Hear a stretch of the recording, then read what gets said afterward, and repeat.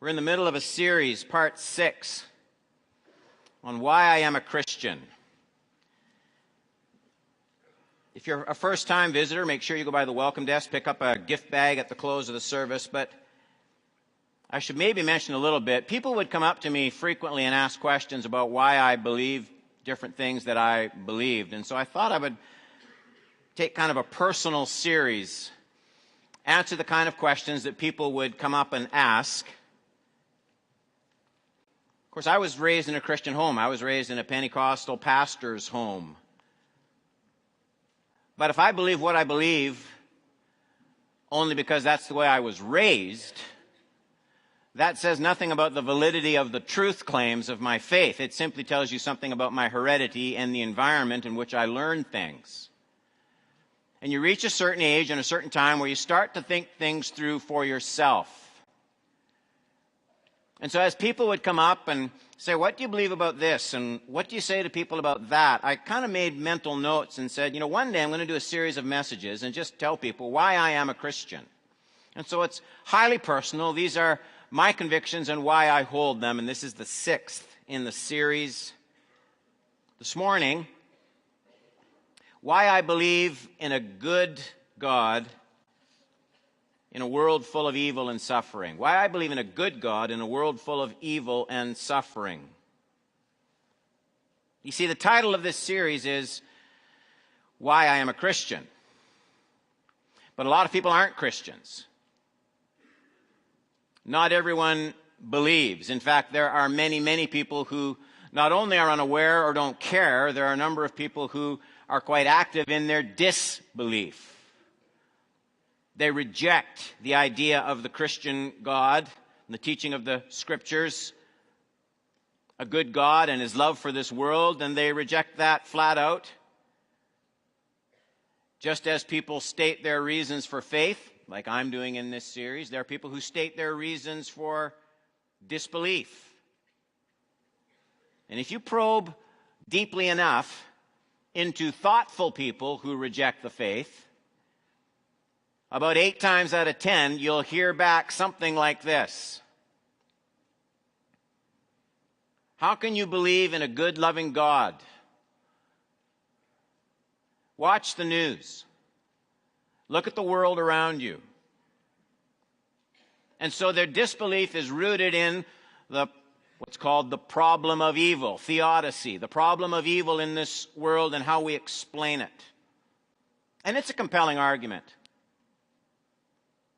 We remember the account, think back years ago when a woman named Susan Smith in South Carolina locked her little Mazda. Do you remember that story?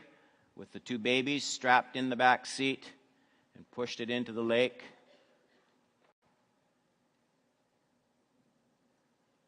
And we can't imagine such twisted thinking if God were anywhere in control and loving and good.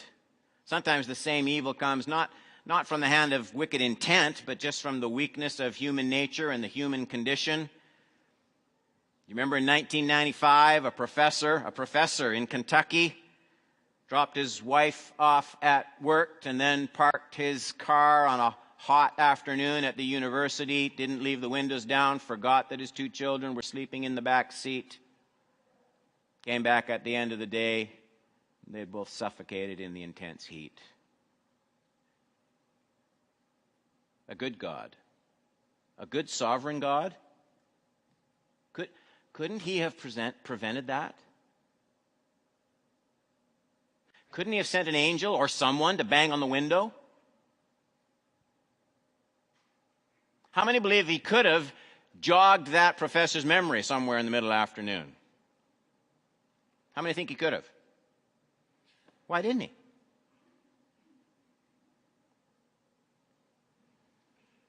Sometimes the numbers of victims can almost numb the mind to some of the realities that we've witnessed in history. 6 million lives snuffed out in the Holocaust, 30 million in the slave trade, 40 million under Stalin's purges, a third of Europe wiped out during the time of the plague.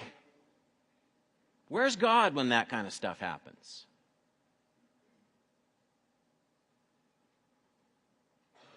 Perhaps it might be possible to admit the existence of some kind of lesser supreme being, and a lot of theologians are trying to do that. Maybe one who was distant or confused or simply unable to do anything about these atrocities. Okay, that might make it understandable. But for many, the problem of evil is amplified precisely because of the kind of God we Christians proclaim and worship, because we say our God is all-powerful, meaning there is nothing he wills to do but can't.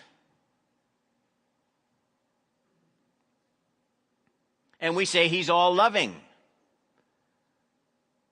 meaning he's moved and concerned and he's benevolent toward his creatures. So how can that God be admitted? How can that kind of God be believed in when all the evidence is taken into account? And so people come to different conclusions. Either God does not exist, that's common, or the God who does exist is not all-powerful, or the God who does exist is not all-loving, or maybe the God who exists is neither all-powerful or all-loving. But by the process of elimination, those seem to be about the only options available to us when you consider the pain and suffering in our world. This is a series called Why I Am a Christian.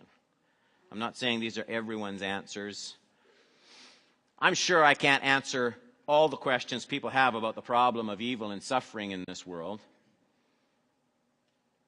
I'm sure we won't be able to unravel everything until God's wisdom and greatness is finally revealed in the ages to come. But let me give you some help. Let me give you the kind of things I remind myself of. Some encouragement to those who wrestle with reconciling faith in a good God with the presence of so much evil and suffering in this present world. Let me give you 3 or 4 principles that I try and keep in my mind. I used to have on my desk a little plastic puzzle. Had a number of cubes that were attached, and in it was a little blue marble. And the trick was to take it apart, get the marble out, put it back together and assemble it, and have the marble in the right cube. There were about 6 of them attached. And I used to, you have no idea how much time I wasted fiddling around with that thing, and I learned that the trick is there were about 3 big pieces that you had to get in correct order first. And if you got those big pieces in order first, the rest kind of fell into place, and it was easy to make it work. But if you start in the wrong place, it's hopeless. You'll never get it together. These are the pieces I try and get put into place first when I think about a good God and the problem of evil. They don't answer everything, but they're my approach to dealing with the issue. Point number 1. If the world is even half as evil and void of God as people say it is, we should never have discovered it to be so. I view that as the most important. Let me try and explain what I mean with an illustration.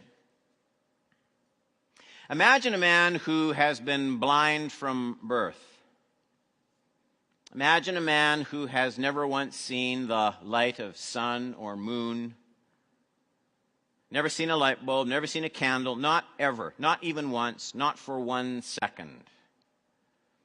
Through some genetic process, he was born with no capacity for sight. Imagine this man waking up one morning, walking over to where he knows the window is, and then imagine him going about his day, and then perhaps at night before he goes to sleep, he walks over to that same window and he says, "Boy, is it ever dark out." Now, if you think about it for a minute, that makes no sense at all. There's something wrong with that picture, because the world would not suddenly seem dark to this man who had never once seen light. The world would not seem unusual to him at all. He's never witnessed any kind of light. He would never have known any other world than a totally dark world that he had always awakened to and always gone to bed with. So he would have absolutely nothing with which to compare the world he lived in that would make it seem dark to him. Now, imagine another world. Let's say a man in his 40s who worked in some kind of plant, and with a chemical accident, he lost his sight. So he has about 40 years of life in a world seeing sunrises and sunsets and colored lights and street lights and traffic lights. And then all of a sudden, it's all snuffed out. It's all taken from him. And he's just beginning to have it register on his heart what it's like to cope with a sightless existence. Now, you can understand that man. You can understand him walking over to his window before he goes to bed. You can understand him just saying, "Oh, I can't believe it. It's so incredibly dark." That makes sense. That makes sense because this is a person who experiences darkness coming from the perspective of knowing about light. So we can understand this because this man knew a world full of light and brightness, and then it was taken away. And so when he says it's so incredibly dark, the world have a kind of angst. The words have an angst to them. And they have meaning because he's comparing his state to a time of brightness. Now, back to this issue of the problem of evil. Because if the world is godless, and the world is evil, and the world is meaningless, okay, if that's the case, and listen, and if it has always been so, then we should never notice it. It ought to, do you understand what I'm saying? It ought to just be the way things have always been. There's nothing striking, there's nothing new, there's nothing unusual. In fact, every time we say the problem of evil, we're speaking something about our makeup. We're saying this isn't the way it ought to be. Even the atheist who cries out and says, "I don't know how you Christians can believe in a good God. Look at this world. There's this huge problem of evil and suffering." Well, why is that a problem? What makes you notice it? With what are you comparing this evil world to conclude that it's somehow so abnormal? What standard are you measuring it by?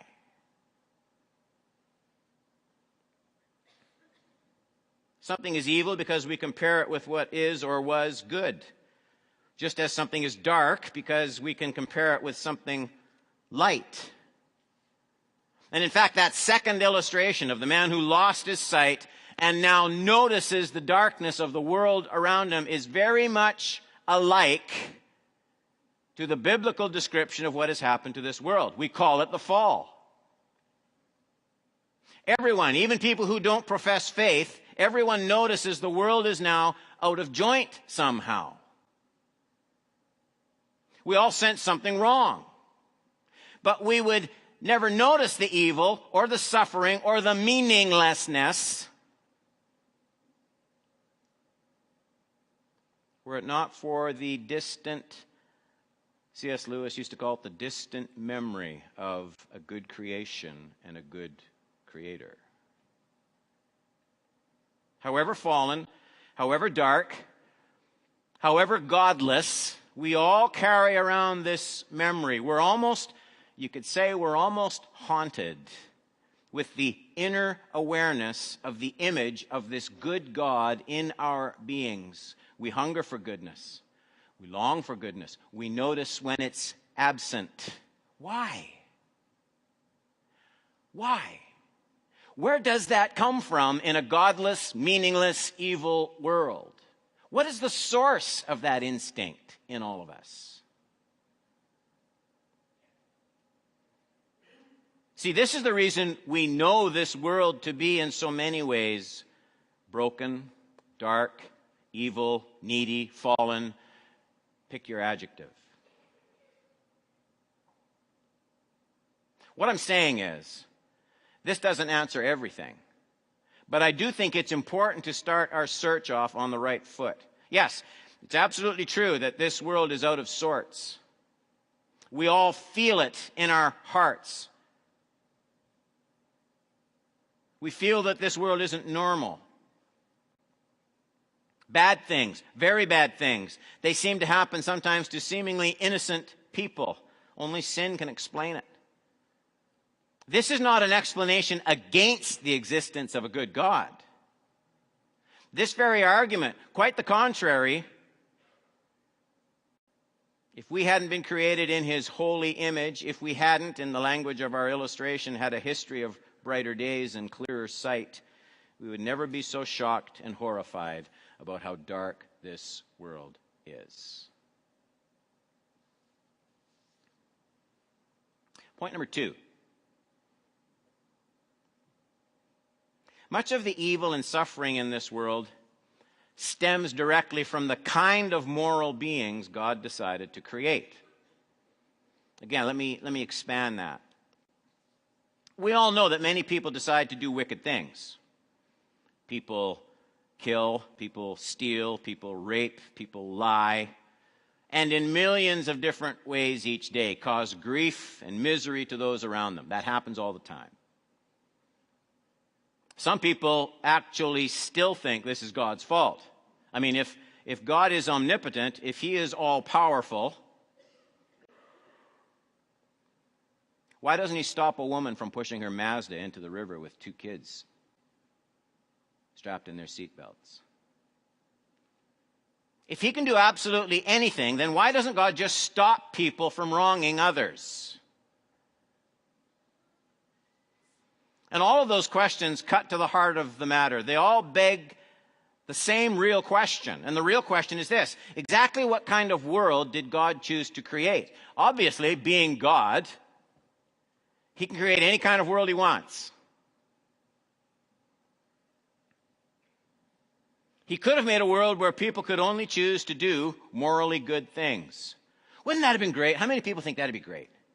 People could only choose to do good things. They could never choose to do bad things.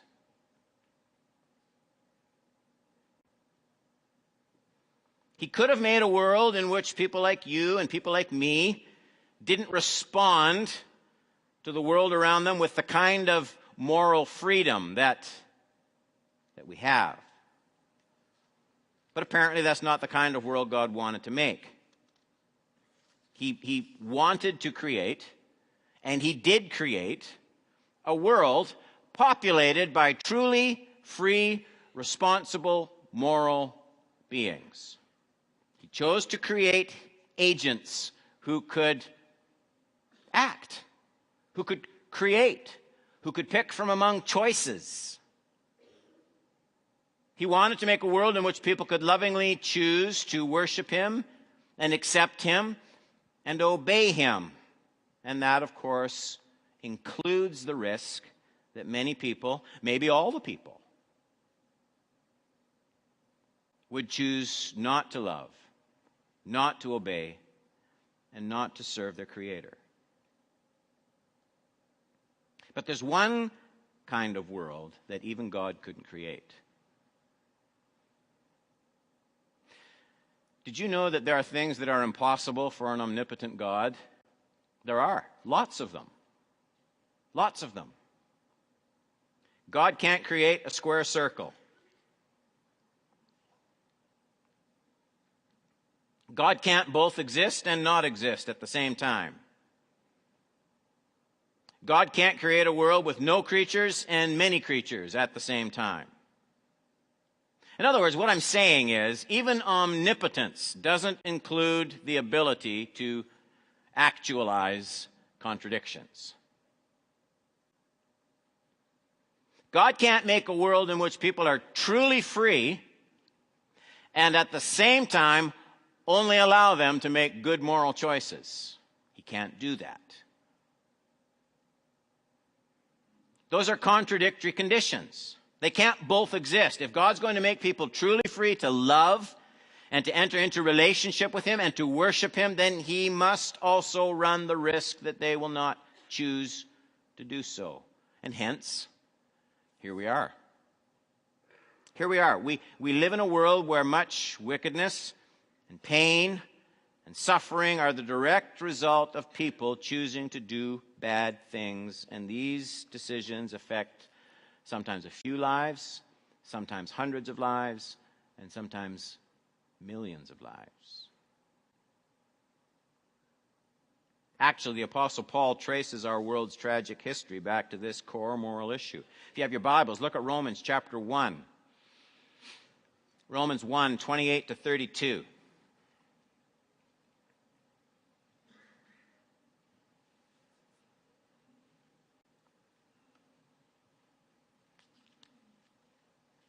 Romans 1, 28. And since they did not see fit to acknowledge God, God gave them up to a debased mind to do what ought not to be done. They initiate and God responds. They did not see fit. Then, note the sequence, God gave them up to a debased mind to do what ought not to be done. They were filled with all manner of unrighteousness, evil, covetousness, malice. They're full of envy, murder, strife, deceit, maliciousness. They're gossips, slanderers, haters of God, insolent, haughty, boastful, inventors of evil, disobedient to parents, foolish, faithless, heartless, ruthless. What a list. Though they know God's decree that those who practice such things deserves to die, they not only do them, but give approval to those who practice them. They promote. They band together. They pull other people into their activities. They don't just rebel against God, they recruit people to rebel against God. That's the kind of world God creates. People are free to do that. The Apostle James does exactly the same thing in James 1, 13 through 16. Let no one say when he is tempted, I'm being tempted by God. We're discussing this in my Christian Ed class. For God cannot be tempted with evil, and he himself tempts no one. But each person is tempted when he is lured and enticed by his own desire, and then desire, when it has conceived, gives birth to sin. And sin, when it is fully grown, brings forth death. Do not be deceived, my beloved brothers.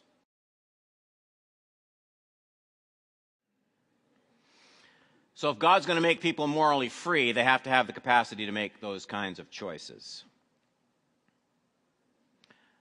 Here's the third point, and this probably gets closer to what people sometimes wrestle with. How do we reconcile a good God with suffering that is not directly the result of sinful moral choices?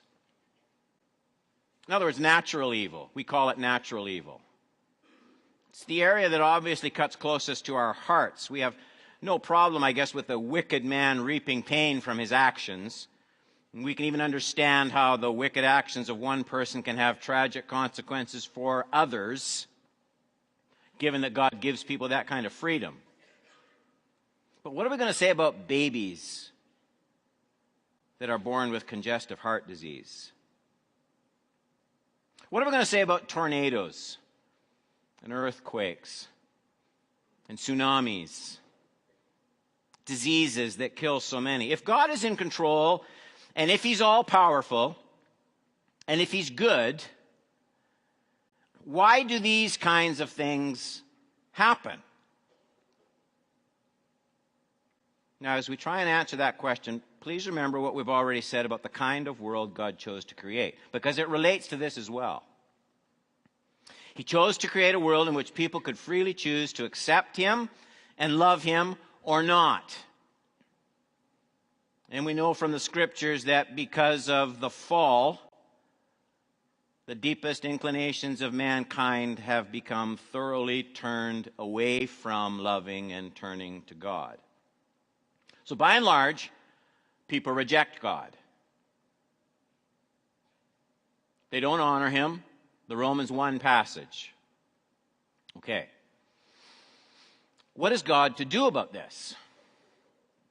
If people reject him, and if people need him, and if he is all powerful and all loving, but still honors their freedom, how does God's love manifest itself? How does he reach down into people's hearts who are naturally rebellious, and without forcing or coercing, how does he reach down and draw them to himself? Because he loves them. What is he to do? Well, because he's all powerful, he could have just miraculously, immediately, instantly regenerated our hearts just by a sheer sovereign decision of his might. Not one of us could have resisted. No one could resist such an overpowering, creative decision of God if that's the way he chose to act. Some people feel that's the way he did act, but just with a certain number of people. Personally, I don't. I don't because remember the kind of world God chose to create. He wanted a world in which our love for him would be genuine, freely chosen. He didn't want devotion that was forced on us by his sheer power. In my opinion, random, compulsory election tells us nothing whatsoever about the desirability of God, just his power. He needs me to freely choose him to demonstrate his desirability. Coerced love is always just a sham. You've seen people with those puppets, and they sit on their lap and they move the lips and stuff like this, and the hand goes up inside, and here we are. And I can make that puppet say anything I want. And I can make him look me in the eye and go, Don, I love you, I love you, I love you. But he has no other choice. That kind of love doesn't mean much. So if love is to have value, it has to be freely chosen. How does God come to people who are rebellious? And how does he make them, draw them, cause them to turn to him and accept him?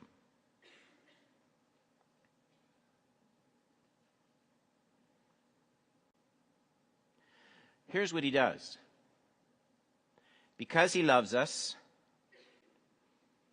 in order to wake up our hearts, he must, if he truly loves us, leave as little chance as possible for us to live under the delusion that we're going to be fine without him. Let me say that again. If God really loves us, he must leave us with as little chance as possible to live under the delusion that we're going to be fine without him. In other words, he must leave us in the kind of world where it will be almost impossible for us to think that we can order life and secure our lives and take care of our lives in this world without worrying about eternity and without worrying about him in any way, shape, or form. And I would submit to you that's exactly the kind of world we have. And God leaves it this way, full of all sorts of disasters, natural and otherwise. God leaves it this way so that we can't possibly mistake this for heaven. He leaves it this way so we can't possibly feel, as long as I have enough money in the bank, I'll be all right. He leaves it this way so we can't possibly think, oh boy, if only that coalition government comes in and they just reverse the economy and everything's going to be great. Oh, it's going to be fine again. Okay, then you really need help.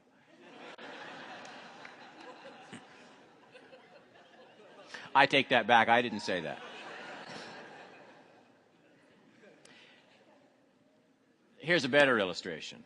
He leaves this world in such a way that we can't possibly think, oh, if only the stock market turns around and all of a sudden I get back all that money that my investments have lost, I'll be fine. And then that happens. And the economy turns around, and your kids are getting great marks in school, and they quit dating those non-Christian people that you're having such problem with, and the mortgage is paid off, and the visa's paid off, and you just think, this is heaven. And then those tests come back, and it's leukemia. Why does that happen?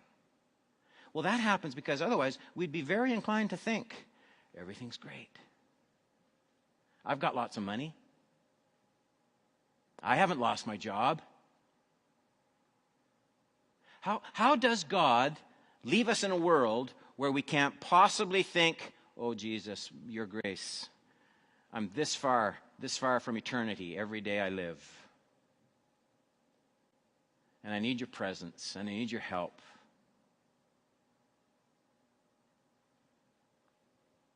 And so God leaves us in a world where we can't possibly think, unless we are the biggest fools on earth. We can't possibly think, as long as I have enough stuff, I'm secure.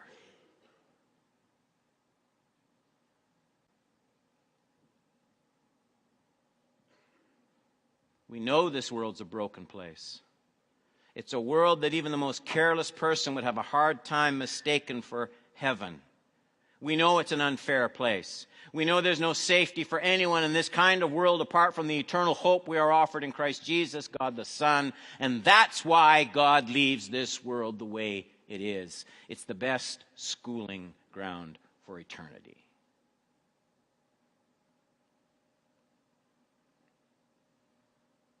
I said I had 4 thoughts. Here's the last one, and this one's shorter. Always try and remember that this world is not God's final word. Can I give you a life principle? It's hard to live by, but it's true and it works if you can do it. It's a tough life principle. And the principle is this: it is always wrong to judge God by isolated events. It is always wrong to pick one bad thing, be it in your own life, the circle of your family, something that happens globally, something that happens near or far that's really clearly a tragedy, and to make your assessment of God. He can't be good, he can't be fair, he can't be loving. Look what happened. And we are all inclined to do that. And the problem with that is, God never views my life in terms of one isolated event. He looks at my life as where he's taking me and what he's creating in me and what he's doing in my heart and in my mind. The best known verse in the Bible, or one of them, makes it clear. All things work. What's the next word? Yeah. All things work together for good. I am nowhere asked to believe that every individual thing that happens to me is good. You'd have to be crazy. You're not asked to believe that everything that happens in this world is good. What you're asked to believe is there is a God who works. He works all these things together so that the total effect, the net effect on your life, if you love him and keep serving him, is he shapes Christ in you. He builds character in you. He builds perseverance in you. He builds faith in you. He builds a hunger for eternity. He creates all those things in your heart, but never judge him by one isolated slice and one isolated event. And that's our tendency. God looks at my life as where he's taking it.